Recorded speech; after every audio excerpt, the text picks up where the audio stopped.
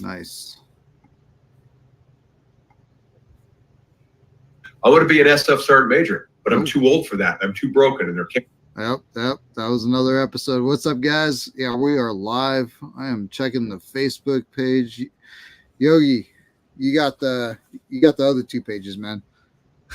Return to Roots, welcome, and all of our communities. We are going live. We have a celebrity in the house. His name is Mike.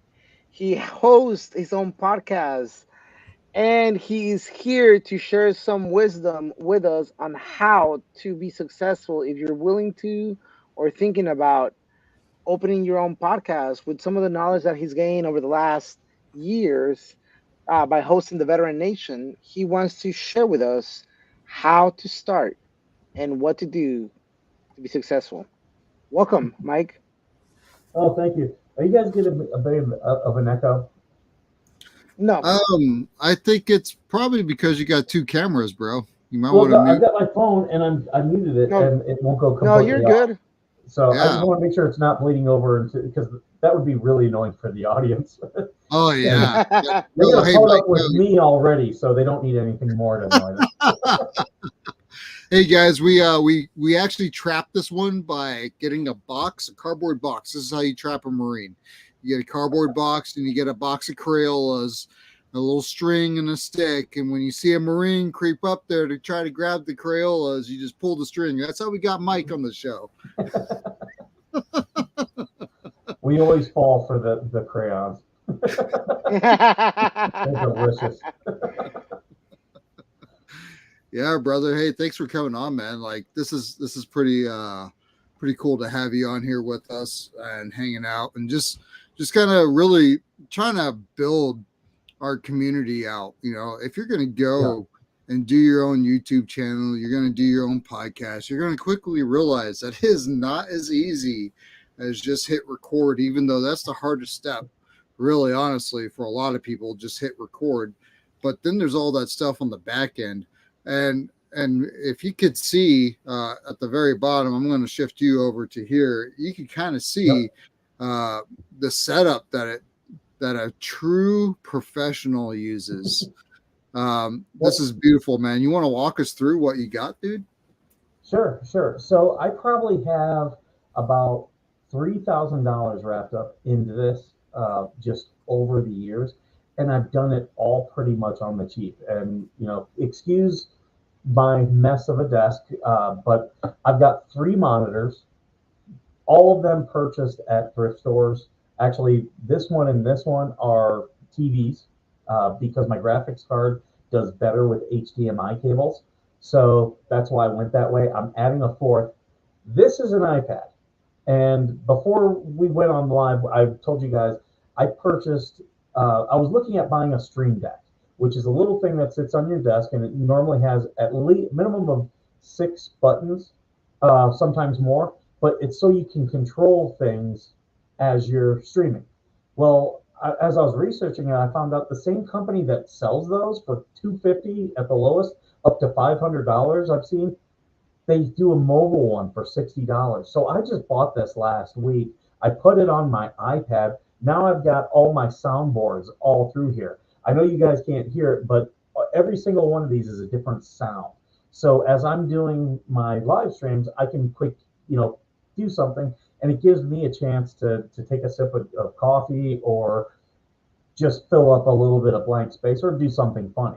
So that's another cheap, easy way I've done it, but it's going to be expensive. Now, for my computer, I built actually just a gaming computer because gaming computers will take all of the processing speeds that streaming will do. So I just went to someone who was a big gamer, said, I've got to build this thing. And they were like, there's YouTube videos showing you how to do it. I'll put out all the hardware you need. So, just over time, I would buy a piece until I got to the point where I could put it all together. And that was probably my first year of doing the show. The other thing here, I'll move my microphone so you can see my lighting. So I've got lighting all around up here, but I don't have diffusers.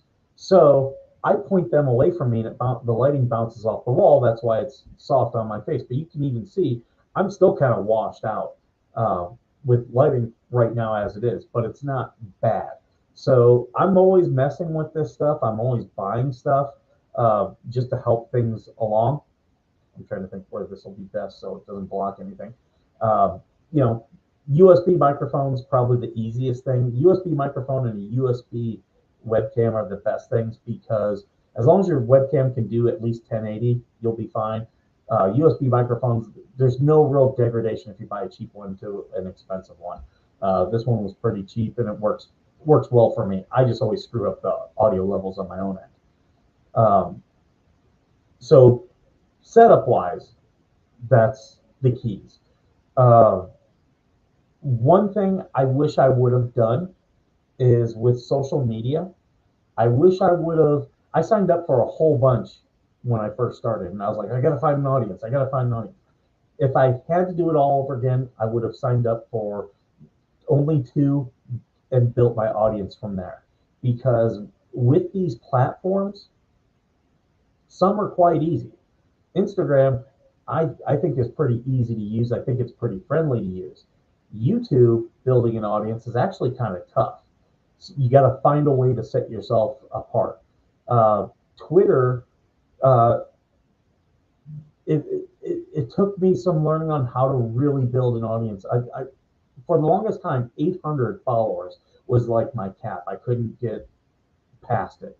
But I lost an account, had to rebuild, and finally I learned a couple strategies to building those audiences. Pretty much it comes down to this. I post a lot of memes. This is my Twitter secret. I post a lot of memes, so I'll follow people who get a lot of attention on those memes. Like if it's a political meme, one of the biggest guys you can follow on Twitter is Tucker Carlson. When he posts something, have it on notification, immediately put in there a meme that relates to it, and you're going to get tons of engagement. People telling you F off, people telling you that's great, I'm stealing it. But you're going to get a lot of attention, which is the point. And that's how I've built up over 2,000 followers on Twitter. Facebook, with veteran content, it's very well received. If you're on Facebook long enough, you're going to build an audience. There's a lot of people who support veterans and will just watch your show on Facebook. That was the easiest one that I found. And it's actually the one that I probably neglected the most because I've got my Facebook group. I forget to post there some days. So, but I'm getting better at it now. When I go live, I remind myself, go on to Facebook, share it to my group. So people who don't, because I also protect my Facebook. I don't want random people following me. So what I do is just post everything to the Facebook group. When it goes there, people can see it. So those are the kind of things that I've learned. YouTube itself, totally different animal. And if you want to talk about YouTube, I can data dump for you guys what I've learned about YouTube. Please do. Please do. We're all ears. So with all these other social media, it's about you. And it's about your opinions, your voice. That's what it's about. With YouTube, it's not about you. It's about the viewer. That's the only thing they care about. They don't care about creators. They care about viewers. So I had someone who was very successful on YouTube point out to me, and he looked at my channel. He's like, okay, he's like, you've got good branding. I see your logo. I see you put out consistent stuff. He goes, that's the first step. He's like, a lot of YouTube channels fail because lack of consistency. With me having that, he said, here's what I'm going to tell you. He's like, you've got some interesting content, just I can tell by your titles. He goes, but you need to have your thumbnail, your title, and your description all match. And he showed me some of his. He literally wrote the title in his thumbnail. He had pictures and stuff and just put the wording over it. And I started doing that, making sure the same words were like the first line of my description is my title. I put the title in the thumbnail. Those 3 things tells YouTube, because it looks at those 3 things for the algorithm. It actually doesn't. It looks at hashtags, but not completely. Those 3 things are what drive the algorithm. if you start doing that, you'll see you might not get them all at once, but I got to a point probably about 4 months ago where every day I was gaining a subscriber. And it was a long, slow haul, but I kept doing that. And then several weeks ago, I do a lot of playlists because I have different things. For digital marketing, I'm trying to appeal to different people. So I've got dash cam in my car. I've got a whole playlist on dash cam videos of dumb California drivers doing dumb California driver stuff. No lack of content there. And when I post one of those, I know I'm going to get decent views. I got where I interview vets like you guys. That's a whole playlist. But then I've got a couple about harassment and corruption. And that's where I started doing lives. I was following another guy, another YouTuber, What the Hales, Jeremy Hales is his name. He's got 700,000 subscribers. He's been in a fight with his local city council. I've been following that story. I've done a couple light videos on it, but I really didn't want to feel like I was sniping his viewers. But a couple weeks ago, there was a city council meeting, and a bunch of people we were watching it on YouTube, and suddenly the stream went down. And all these people were freaking out, and I was like, well, so-and-so he's streaming it on Facebook. He's got his own thing. And they were like, I don't have it. So I was like, go to Veteran Nation. I will restream his restream. Because my whole view is he's not on YouTube, so I'm not taking away from his viewers. I got 250 followers during that restream. I got another 250 of people watching that restream the next day. I hit upon something that the community cared about. Enough people watched the video that now YouTube was taking my videos and putting it in front of people, and of that same audience, saying, hey, watch this one. And for the next 2 weeks, I just kept growing and growing. I'm now up to 2,600 subscribers on YouTube, and it happened in less than a month, and all because of one or two videos that, they didn't go viral. They just started getting put in front of people. And then I did a couple lives and videos talking about what was in those and talking about my involvement in it, just a little bit different of a take. And those got plenty of views. So you got to look for, the way I explain it is circles. So I've got my harassment and corruption circle, the people interested in that. I've got veterans who are interested in me interviewing veterans. I do Second Amendment stuff. I got people who are interested in that. And then I got dash cam videos. Some of those are going to overlap. But the thing is, those are all a different audience who all get pulled into my channel. And I focus on those. Oh, I also have service dog stuff because I got service dogs. So I got a lot of service dog harassment videos. Those were the ones that went viral. Like I've got tens of thousands of views on those because I got attacked by a guy and then I got harassed by another guy. And, I'm just now in the mode that someone comes up and if they seem hostile, I'm pulling out my phone because at least I'm going to get content out of it.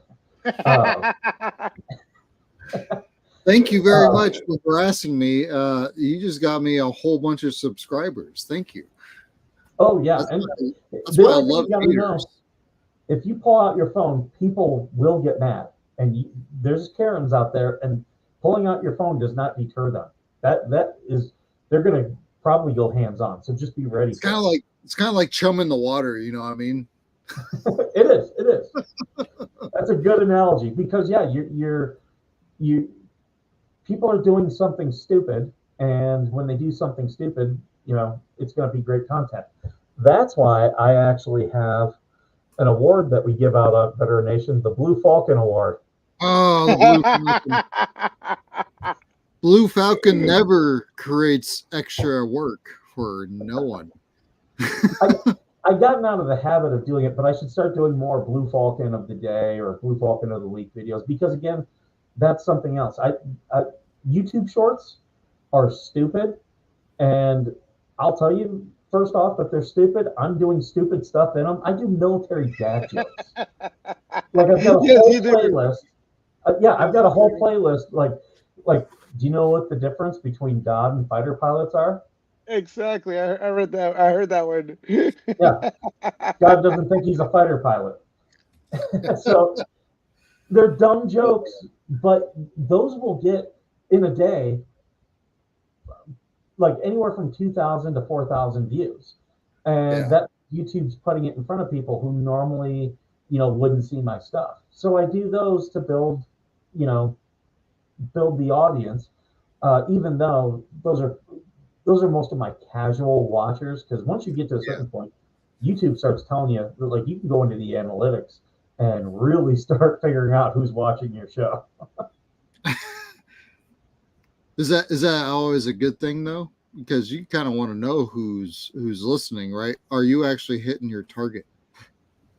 Um, it's a good thing, by it reminds me who my audience is. So I I'm not in front of 19-year-old kids watching TikToks. I know that. Like, I am not their demographic. So for me to do skateboarding videos, they're not going to be interested in me.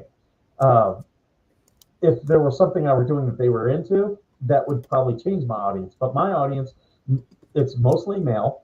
They're between the ages of 25 and 40. So I know if I do a Second Amendment video, it's going to get views.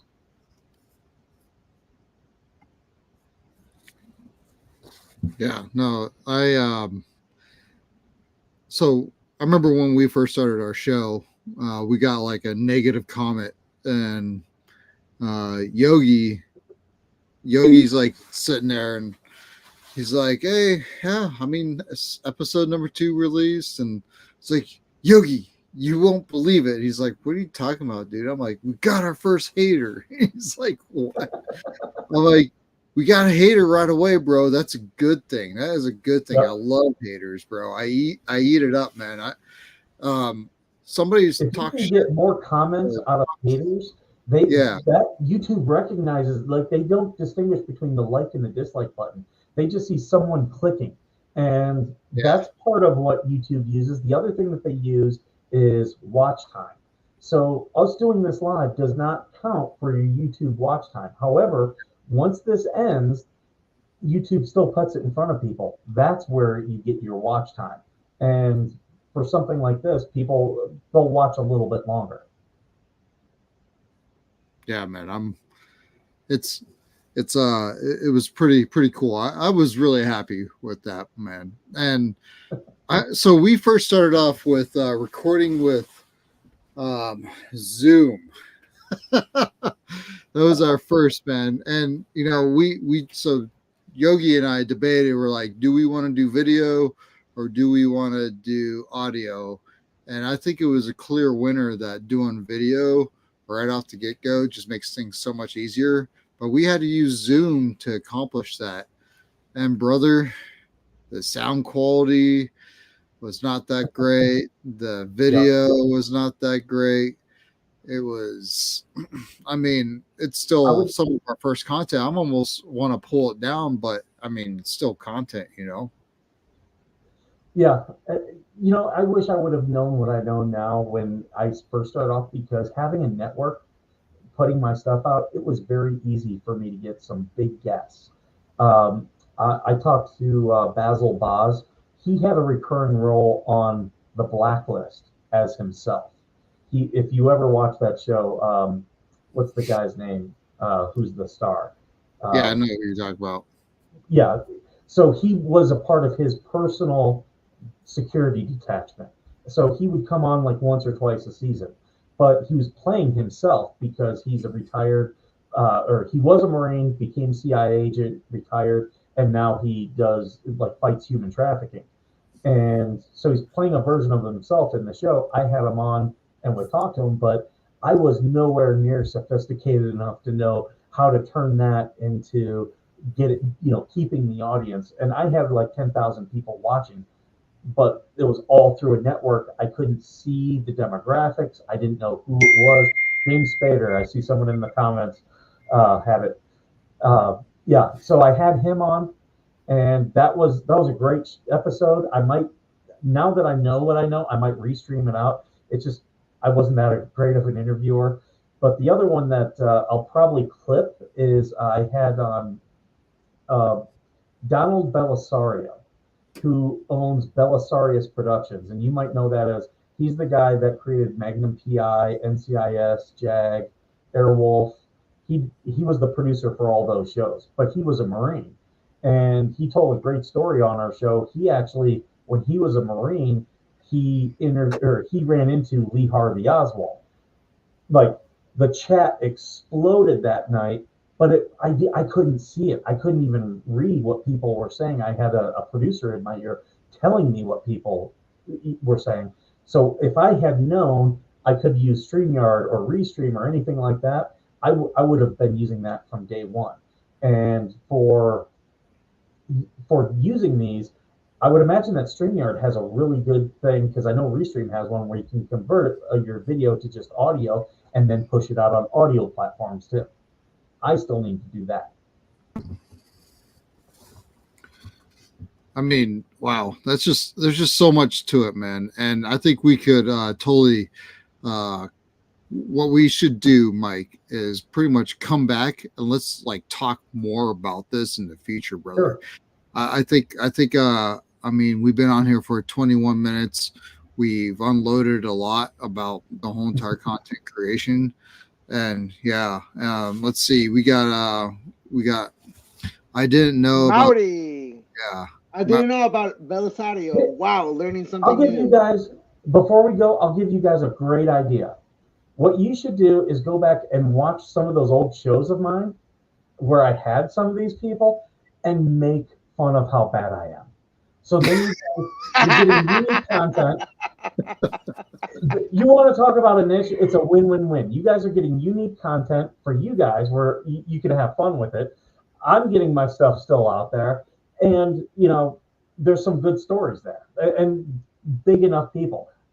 That's an idea for content right there that that'll get views, and you can tease it too. Be like, hey, we're going to be making fun of Veteran Nation. I don't care. Make fun of me all day long. Send me haters all day long. Love it. Hey, I might ask you to make fun of some of my stuff too, man. That's what I was just thinking to myself. I was like, let's go back to the first episode we just did. Ooh. And woo! I make fun of it myself. I'll jump in the bandwagon. I mean, someone dressed up as Mario on the first episode, bro. He came in outfit. I'm like, what the? I'm like, bro. I mean, hey, might as well, man. For the it's cost. me. I'm Mario.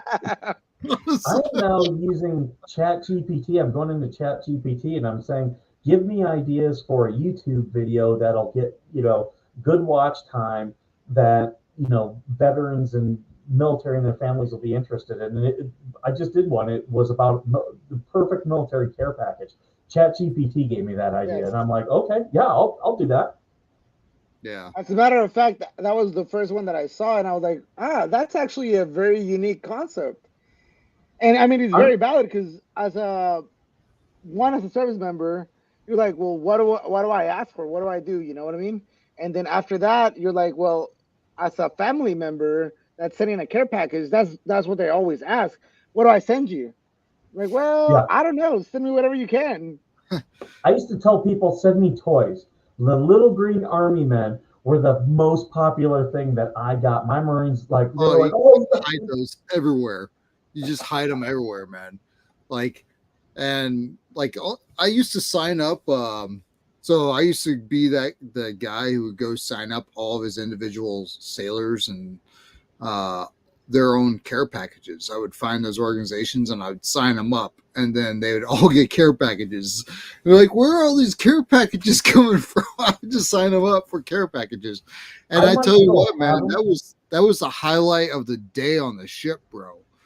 I kept, whenever you get like the kids, like the kindergarten classes sending you, like letters and notes, I think I kept some of those. And they are, because like when we would get a good one, it was like, oh, this one's going up on the board. All the Marines have to read this, because some of these kids would be like, are you killing people with fire? And like, like, really? That's what, that's what these kids are coming up with. But it's stuff like that. And feel free to snipe any of my content. Hell, if you want me to come back on to make fun of myself, I will happily do it. Because I mean, I was bad starting off, but yeah, you gotta do things to get attention. For now, right now, the thing I'm doing is I'm selling merchandise. There's a guy out there who started. He's making hand over fist money. He's selling T-shirts for the national parks, and it looks like a T-shirt you'd buy at the national park. However, at the bottom, he puts the worst Yelp reviews people have left, and it's like Old Faithful. It's a picture of like the mountains and Old Faithful, and then at the bottom it says it's just a hole that water comes out of. Oh my good. So I took that idea, and just the military teaches you to plagiarize. So I took that idea and I'm doing it for military bases. So I've got one of Camp Lejeune, and it says, Camp Lejeune, stay hydrated.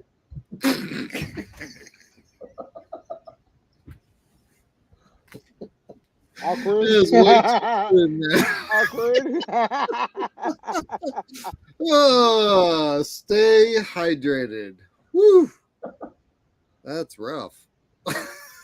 So we're getting a comment on the chat saying that somebody enjoyed the whole Mario costume.